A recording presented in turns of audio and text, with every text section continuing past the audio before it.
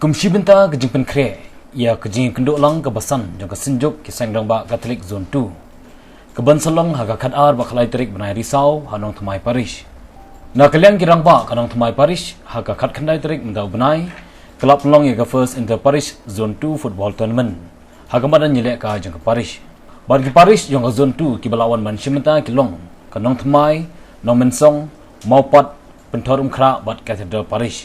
Lai dolang hakini kesi do Paris Please kanong temai for the glorious Imli belak peliru ia ke Jingialehkai. Nang ta ki presiden bagi dekat jengki Paris ki belak airu ia ke jingkran ningkon. Bat ke Jingialehkai sedang hakini kesi kelalong hapedeng kanong mensong bat kemaupan. Haga ba kanong mensong Paris kelak peliam no yang kemaupan Paris.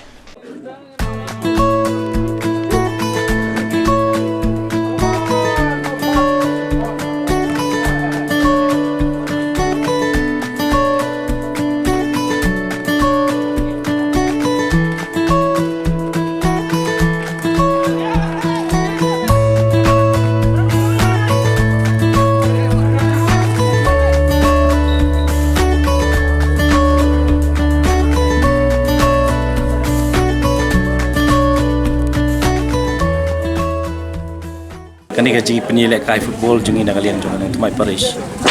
Tingkat bat kini ki Paris santli ki bagi don papa zone 2. Ni la ya mi na kalian jong nang tumai Paris ban penlong ni kani kas entas Paris jong ki santli. Naka benta ka bang i ke Jingialehkai ki jingia stu jemut para Rangbah hakani ke zone 2 ki jungi.